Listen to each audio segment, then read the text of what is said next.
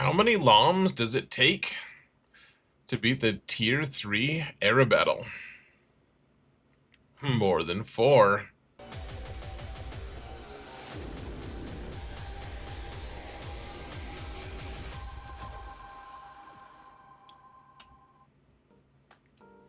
Hello everyone, and welcome to another episode of Zareth Prevails.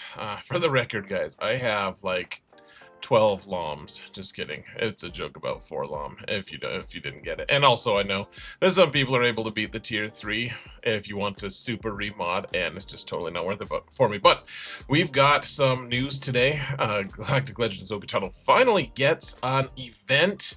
And we have the new Zuckuss kit that I want to talk about a little bit. The Cad Bane got like a rework. It's cute. It's lovely. Also, my patrons love you guys are awesome. Thank you so much for your support, guys. I couldn't do this without you. Thank you guys so much for everything. And if you want to support this channel for free, folks, all you gotta do is hit that thumbs up button, like, subscribe, comment. Let's mount the algorithm, shall we? Why shouldn't we? I say. So, let's talk about the new thing. It's cool. Hold on. It's a new event. We'll talk about this one first, because I think this one's the biggest news item, and I'm sure all the other content creators have picked this to death, and they just have such good takes on it. My take is really good, though, as always. So you should always watch my channel. So, all right, I've always liked the CG does do Night Sisters stuff on Halloween.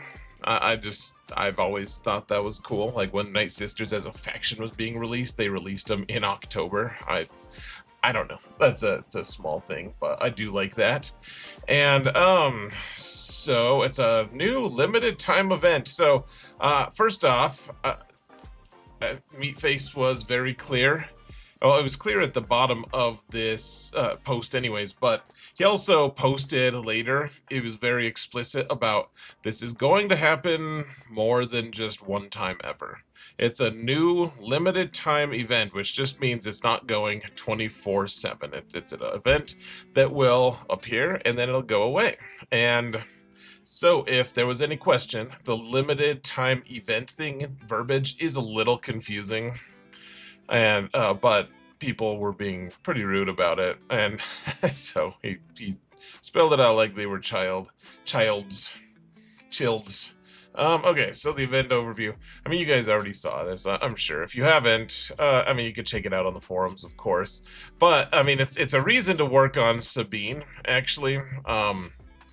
Like I've mostly just said, if you don't want to work on Galactic Legend Ahsoka, you shouldn't work on like any other characters because they're not useful. Sabine suddenly becomes helpful. So tier 1 is like kind of like the era battles that we currently have. So it requires Sabine at any investment. You borrow Ezra Bridger and you fight some Night Trooper thing, Night Sister things, and you get some shards for one of the Galactic Legend Ahsoka characters, which is honestly, that's pretty cool.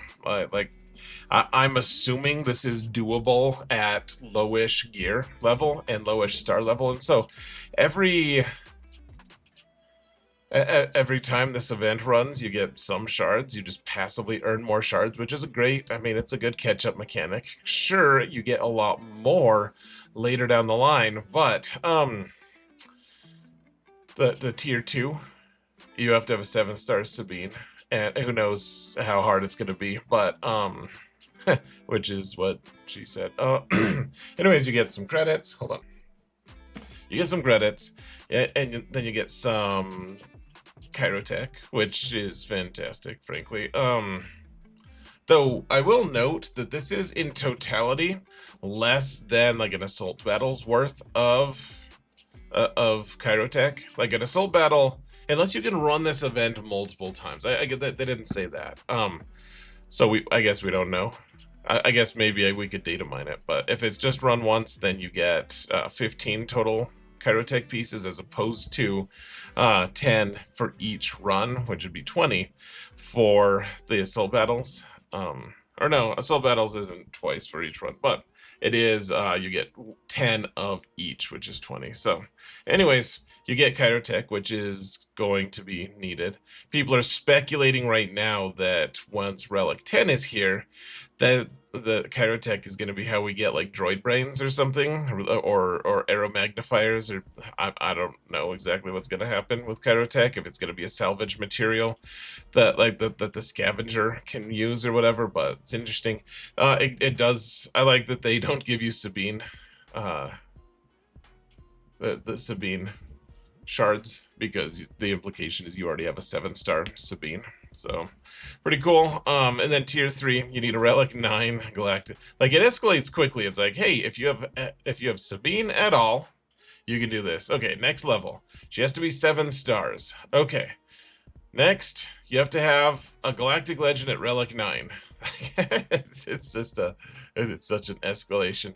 And what are we going to be using credits for, guys? Why do they keep escalating the number of credits? Like, first off, they decrease the cost of credits on things, and now, and they're also, the new events have a ton of credits in them. Like, more credit, I don't know what to do with all of them. I have too many. I don't swap mods as much as some people who love territory wars and stuff, and so I have over 1 billion credits. I mean, I buy as many mods as I can, but it's still just it's adding up. Why are we getting more credits? Or is this just like an overkill thing to help that stop being a crunch point, like a pain point for new players? It's a weird thing. Why are we getting 5 million credits at the top level when, if they really wanted to make the pain point better, they would give the 5 million credits here, or even here on tier 1. I'm just, what are we, let me know in the comments, guys, what are we gonna do with these credits? Because it doesn't make sense to me. Like, they're creating this huge amount of credits that we all have, but what do we do with it? You also get signal data, and you get Zin Biddle, or impulse detectors or arrow magnifiers. Great. 10 of one of those, which, I mean, of course, we're going to be mad when we just get Zin Biddle.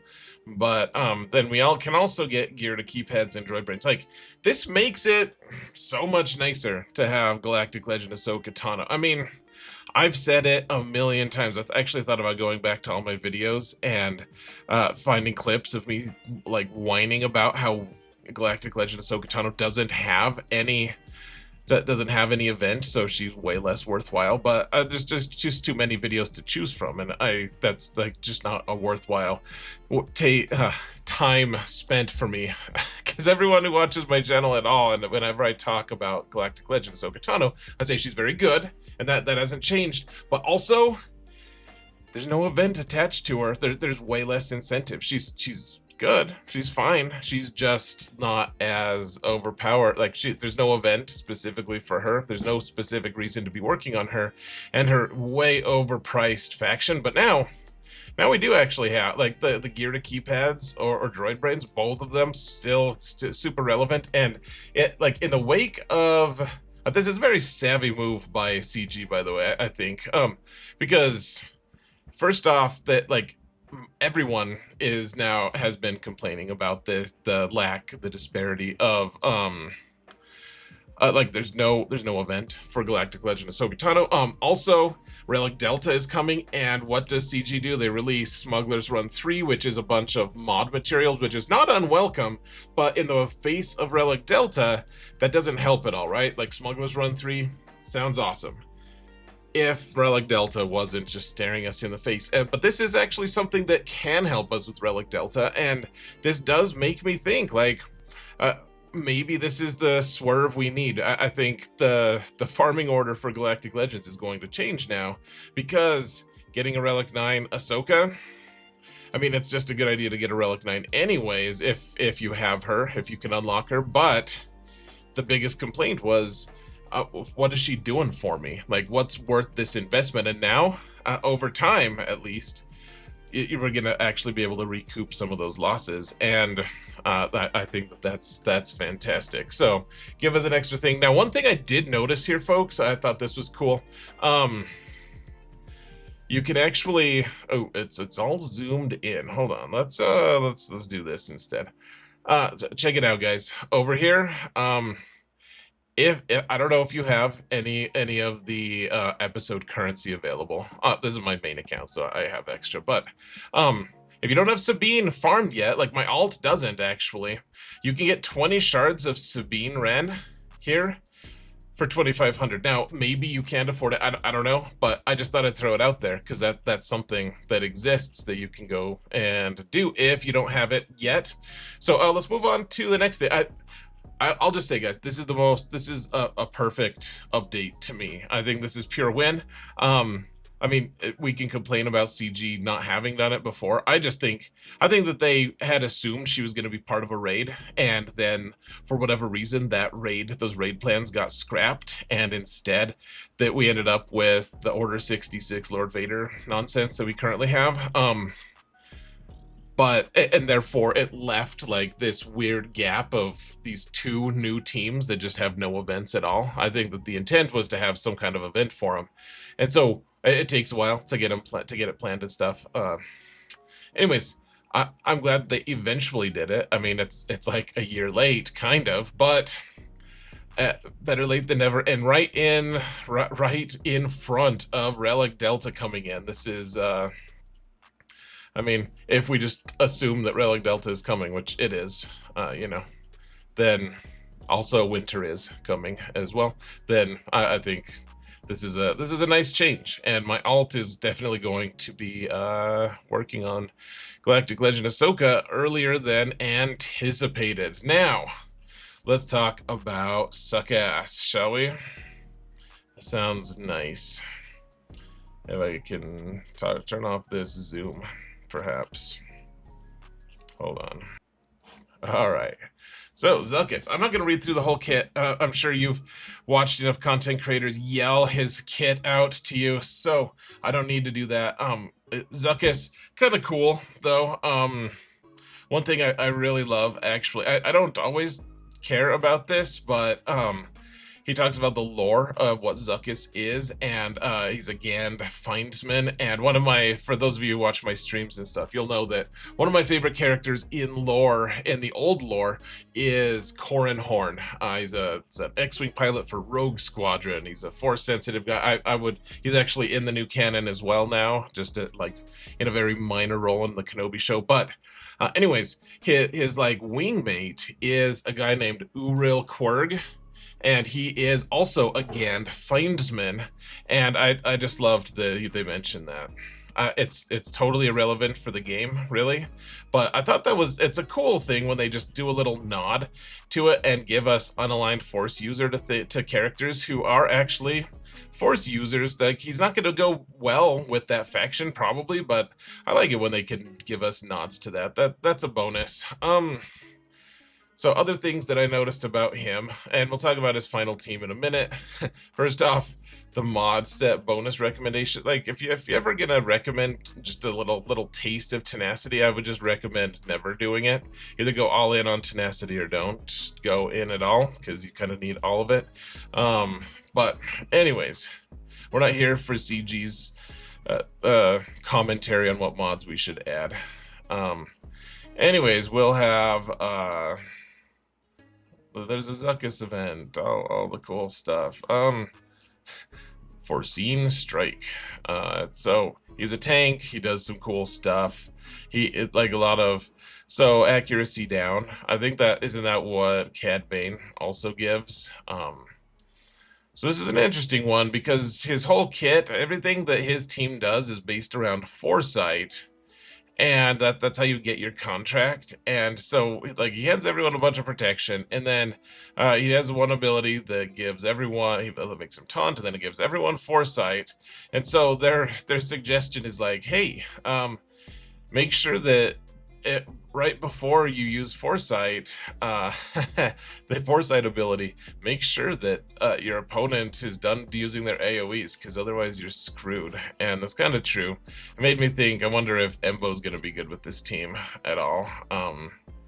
Anyways, it's interesting because as soon as you have foresight, then you use a special, not just any ability, but a special. Then the whole team mass assists, which I mean, I think situationally could be pretty powerful. I'd have to see it to actually understand what happens, but that seems kind of cool.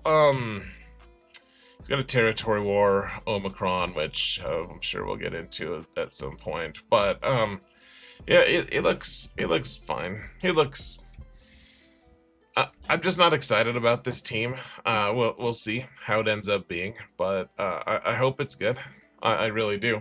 Let's see what. So the team that I think we'll end up with after all their hinting is going to be Zuckuss as lead with Forlom, and then Aura Singh because they redid her part of her kit recently. Cad Bane, which they will look at his rework in a minute here, and then Zam, just to speed them all up and everything, and whatever. And then maybe we throw Embo in there. I like Embo with HUD Cartel, of course. He's, in my opinion, he's the 4th best character on that team, but he does also give himself his own foresight, which could end up being really nice with this team. So let's talk about the final. Let's talk about the final thing. So we got the content update here. They revealed Zuckuss. The ghouls just want to have fun, which is not the name of the event, by the way, guys. They're just it's just Meatface being silly. We can farm vein shards from Cantina and a low Cantina at that, so we can get them pretty quick, which is nice. If you want to be mildly annoyed, go read the comments about how he's either funny or he isn't funny. People are pretty caustic or defensive for him about this section, about his humor or attempt at humor, whatever side you're willing to take on that. And then Cad Bane, look at this amazing update. I like that they've hold them up to each other so we can see the change, but the old text was sometimes he'll attack again. 65% of the time he'll attack again. Yeah, accuracy down, because Forlom has something in his kit about accuracy down as well. And then deal physical damage to target enemy with 100% chance to it. So instead of sometimes, it's every time. 65% of the time, it works every time. So I guess Cad Bane has kind of a new home. Do I expect this team to be the new meta or even that useful? Not really. I guess we'll see. My guess is that Zuckuss and Forlom is going to give us a ship, and that's going to make make our bounty hunter fleet better somehow.